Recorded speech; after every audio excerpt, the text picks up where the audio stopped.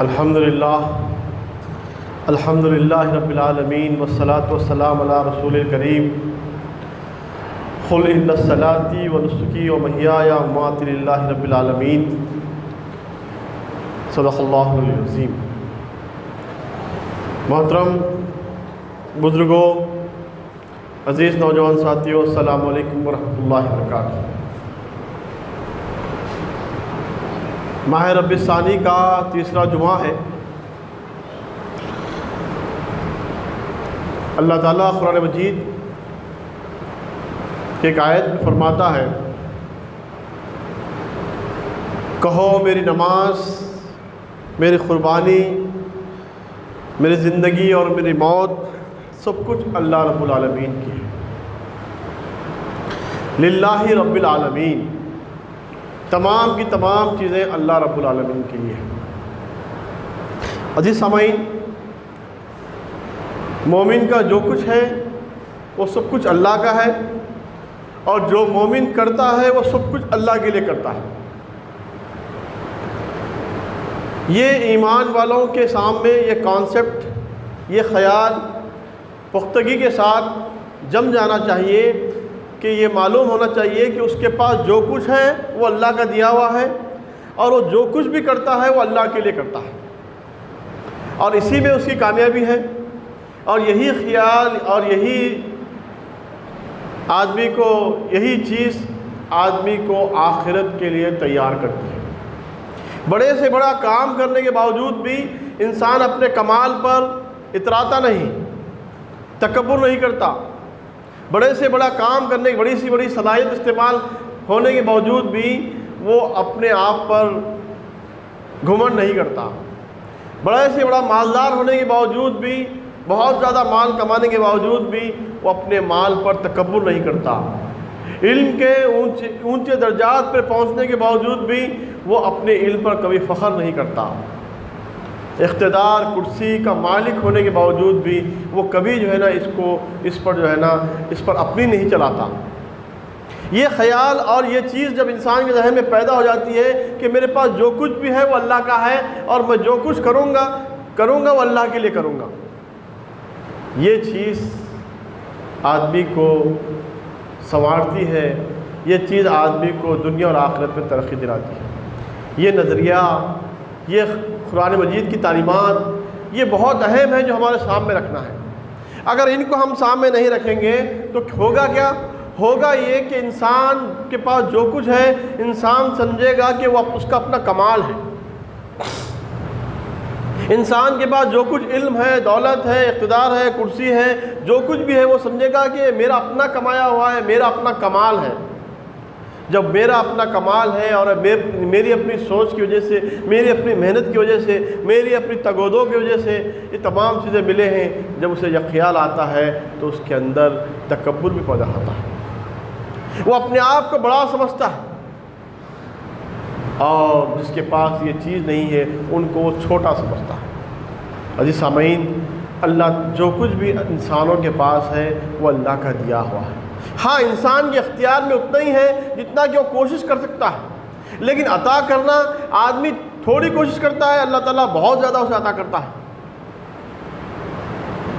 تو عزیز سامعین، یہ خیال ہمارے ذہن میں، خصوصاً ایمان والوں کے اندر یہ بات اس ذہن و گمان میں بس جانا چاہیے کہ جو کچھ بھی ہے وہ اللہ کے لیے ہے، اور جو کچھ بھی کریں گے وہ اللہ کے لیے۔ اسی جملے میں وہی بات کو پورے زور سے کہا گیا ہے، اور یہی وہ کلمات ہیں جو ابراہیم علیہ السلام نے کہے تھے، قل ان صلاتی و نسکی و محیای و مماتی للہ رب العالمین، کہو میری نماز، میری قربانی، میری زندگی اور میری موت سب کچھ رب العالمین کے لیے ہے۔ اور یہی وہ کلمات ہیں جو ہم عید قرباں، یوم النحر کے دن جب جانور کو لٹاتے ہیں قبلہ رخ، بسم اللہ اللہ اکبر کرنے سے پہلے ہم یہ کرتے ہیں کہ اللہ میرا جو کچھ ہے تیرے لیے۔ یہ دعا میں کلمات شامل ہے۔ تو عزیز سامعین، صرف اس مقام کے لیے، اس وقت کے لیے نہیں ہے، بلکہ زندگی میں ہر وقت اسے یہ چیز سامنے رکھنی چاہیے کہ میرا جو کچھ ہے وہ اللہ کے لیے ہے۔ مومن کا جو کچھ بھی کام ہے وہ اللہ کے لیے، چاہے وہ عبادت کا معاملہ ہو، چاہے وہ معاملہ قربانی کا ہو، میری نماز اور میری قربانی، میرا جینا اور میرا مرنا، تمام زندگی کا احاطہ کیا گیا ان الفاظ میں۔ نماز سے مراد میری بندگی، میرا ذکر، میرا تعظیم میں اللہ کے آگے جھکنا، اور تھوڑی تھوڑی دیر کے لیے بار بار اللہ سے رجوع ہونا، یہ تمام چیزیں عبادت میں آتی ہیں۔ عزیز سامعین، آدمی جب اپنے آپ کو جھکاتا ہے تعظیم میں اور اللہ کو بڑا مانتا ہے، ذکر و اذکار کرتا ہے، غلام سمجھ کے وہ اللہ کے آگے جھکتا ہے، یہ عبادت کا روحانی پہلو یہ ہے کہ وہ اپنے آپ کو جھکاتا ہے تعظیم میں اللہ کے آگے۔ عبادت یہ ہے کہ اللہ کے حکم کے آگے ہم اپنے آپ کو جھکائیں، زندگی کے ہر معاملے میں اللہ کا حکم جو آ گیا اس کے آگے ہم اپنی مرضی کو جھکا دیں۔ ہماری مرضی بہت کچھ ہو سکتی ہے، ہمارا دل بہت چاہتا ہے، ہمارے اہل و عیال، ہمارے خاندان، ہمارا احباب بہت کچھ بولتا ہے، لیکن ہم اپنے آپ کو اللہ کے آگے، اللہ کی مرضی کے آگے جھکانا، اصل یہ عبادت ہے۔ عزیز سامعین، قربانی کے متعلق یہ بات کہتا چلوں کہ آدمی اللہ کی فرمانبرداری کے لیے وقت لگاتا ہے، صلاحیت لگاتا ہے، روزگار کو چھوڑتا ہے، آدمی حلال روزی کے لیے اپنے آپ کو کھپاتا ہے۔ اللہ نے حکم دیا ہے کہ تمہیں حلال کمانا ہے اور اس میں اپنے آپ کو لگاتا ہے، کھپاتا ہے، صلاحیتوں کو لگاتا ہے۔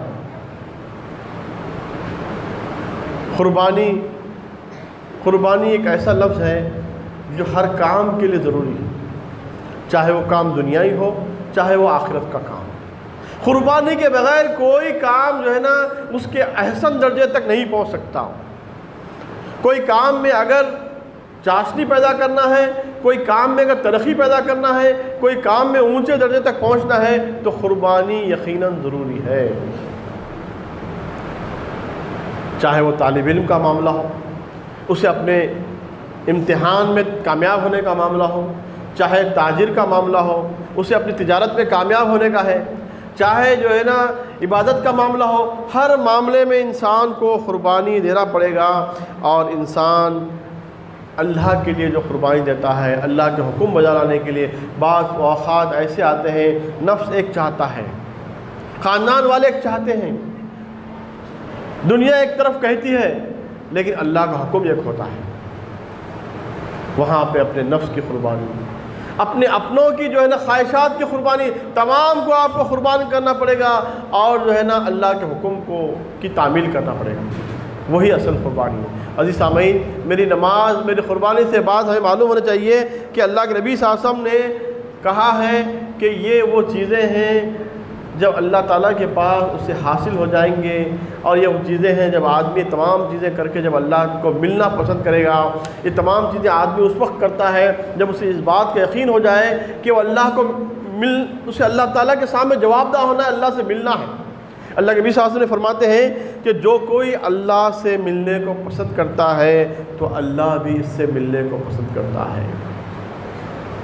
آدمی کی قربانی، آدمی کی نماز، آدمی کی عبادتیں، جینا مرنا، ہر چیز آدمی اللہ کے لیے کیوں کرتا ہے؟ وہ اس لیے کرتا ہے کہ اس دنیا کے بعد ایک اور زندگی ہے جس میں مجھے میرے خدا سے ملاقات کرنا ہے۔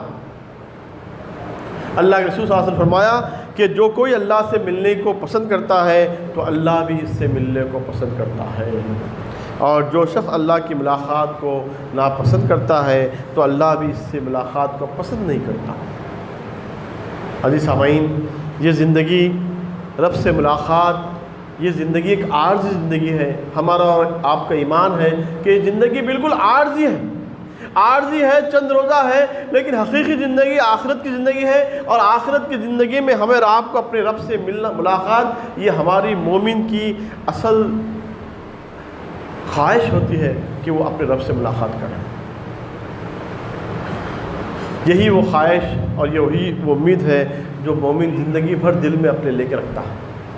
اسی کے تحت وہ تمام عبادتیں کرتا ہے، اسی کے تحت فرمانبرداری کرتا ہے، اسی کے تحت پوری زندگی پاکیزگی کے ساتھ گزارتا ہے، اسی لیے کہ کل اس کے اپنے رب سے ملاقات کرنا ہے۔ یہ امید اور یہ خوشی مومن کے دل میں جب بس جاتی ہے تو وہ ہر کام اللہ کے لیے کرتا ہے۔ عزیز سامعین، حضرت ابو امامہ رضی اللہ تعالیٰ نے فرمایا، جس نے محبت کی اللہ کے لیے، نفرت کی اللہ کے لیے، جس نے کسی کو دیا اللہ کے لیے اور کسی کو دینے سے روکا اللہ کے لیے، فقد استکمل الایمان، اس نے ایمان کو مکمل کر لیا۔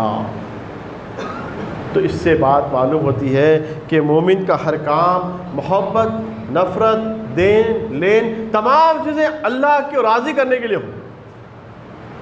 وہ اپنی کسی ذاتی مفاد کے لیے، کسی اپنی ذاتی فائدے کے لیے کسی سے محبت نہ کرے، کسی اپنی ذاتی نقصان کی وجہ سے، کسی اپنی ذات کی وجہ سے کچھ برا بھلا کہنے سے کسی سے نفرت نہ کرے، بلکہ وہ اللہ کے لیے محبت کرے، اور نفرت بھی کرے تو اللہ کے لیے کرے۔ اور کسی وجہ سے اللہ کے حکم کی نافرمانی ہو رہی ہے، ظلم و زیادتی ہو رہی ہے، اللہ کے احکام کو پامال کیا جا رہا ہے، تو اس سے نفرت کی جا سکتی ہے۔ تو اللہ کے رسول صلی اللہ علیہ وسلم نے فرمایا مومن کا کام یہ ہوتا ہے کہ زندگی کے ہر معاملے میں وہ اللہ کو راضی کرنے کی کوشش کرتا ہے۔ عزیز سامعین، انسان کی زندگی میں بہت ساری چیزیں پیش آتی ہیں کہ ہر معاملے میں انسان کو چاہیے کہ وہ خدا کو راضی کرے، اور اس کو راضی کرنے میں ہی ہماری دنیا اور آخرت کی فلاحی ہے۔ تو اس آیت کا مفہوم یہی ہے کہ قل ان صلاتی و نسکی و محیایا و مماتی للہ رب العالمین، کہو میری نماز، میری قربانی، میرا جینا اور میرا مرنا سب کچھ اللہ رب العالمین کے لیے ہے۔ تو انسان کا ہر کام، ہر اچھائی کو اختیار کرنا، ہر برائی سے رکنا، عبادات، قربانی، تمام چیزیں انسان زندگی بلکہ پیدا ہونے سے لے کر موت تک ہمیشہ اس بات کو سامنے رکھے کہ وہ اللہ کے حکم کے مطابق اپنی زندگی گزارے اور اللہ تعالیٰ کو راضی کرے۔ اللہ تعالیٰ سے دعا ہے کہ اللہ تعالیٰ ہمیں اور آپ کو اس آیت کو سامنے رکھتے ہوئے زندگی گزارنے والا بنائے، ہمیں ہر کام اللہ کی خوشنودی اور اللہ کو راضی کرنے والا بنائے۔ اللہ تعالیٰ ہمارے خطاؤں کو درگزر فرمائے، ہماری دنیا اور آخرت میں